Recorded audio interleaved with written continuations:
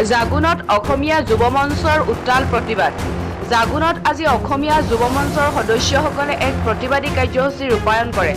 জাগুন লংটং তিনিআলিত অসমীয়া যুৱ মঞ্চই আটা সিন্ডিকেট বন্ধৰ দাবীত প্ৰতিবাদ সাব্যস্ত কৰে।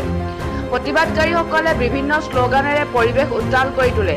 ৰাজসাহাৰ্যযুক্ত আটাৰ বৃহৎ কেলেংকাৰী সংঘটিত হোৱাৰ অভিযোগ উত্থাপন কৰিছে অসমীয়া যুৱ মঞ্চই।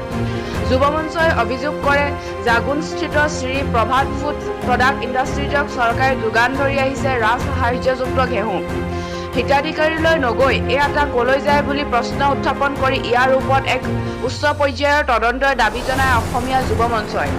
আজি তিৰাপ মৌজাৰ জাগুন ৩ মাইলত এক প্ৰতিবাদী কাৰ্যসূচী ৰূপায়ণ কৰি তদন্তৰ দাবী জনায়। জাগুনৰ পৰা প্ৰদীপ বৰগোহাঁই ৰিপৰ্ট টাইম 60 অসম।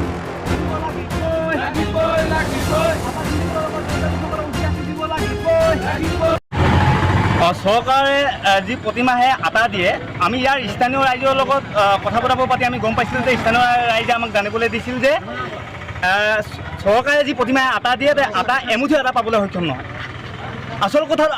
আচৰিত কথাটো হ'ল যে জাগুনস্থিত যি প্ৰভাত ফুড ইণ্ডাষ্ট্ৰি আছে, এই প্ৰভাত ফুড ইণ্ডাষ্ট্ৰিলৈ প্ৰতিমাহে ৰাজসাহাৰ্য হিচাপে ইয়াত আটা তৈয়াৰ কৰিবলৈ ঘেঁহু আহে।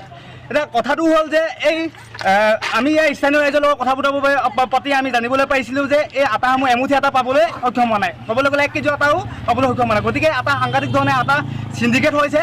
গতিকে আমি অসমীয়া যুৱ মঞ্চৰ তৰফৰ পৰা স্পষ্টভাৱে আমি দাবী জনাইছোঁ যে এই আটা চিণ্ডিকেটৰ লগত যিসকল লোক জড়িত হৈ আছে, যিসকল লোকে দুখীয়া মানুহৰ অন্ন কাঢ়িব বিচাৰিছে, যিসকল লোকে দুখীয়া মানুহৰ পেটত গুৰ মাৰিব বিচাৰিছে, এনেকুৱা কাৰ্যক আমি অসমীয়া যুৱ মঞ্চৰ তৰফৰ পৰা তীব্ৰ ভাষাৰে গৰিহণা জনাইছোঁ।